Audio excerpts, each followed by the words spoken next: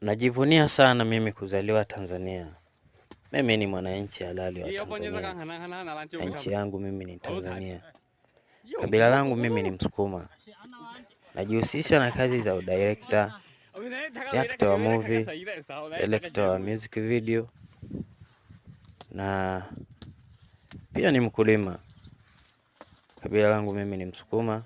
Najihusisha na ukulima wa tumbaku pia. Nawakaribisha sana ambao wanajitafuta. Wasiogope, yani kazi ni kazi tu. Uwe mkulima, uwe unafanyaje, yote mimi hivi navifanya na ninaviweza. Pia tunaelekea msimu mpya. Naomba vijana wenzangu tupige kazi, tuchape kazi. Pia tulinde amani ya nchi yetu na tuidumishe pia. Nawapenda sana na nawatakia heri ya Christmas na mwaka mpya. One love.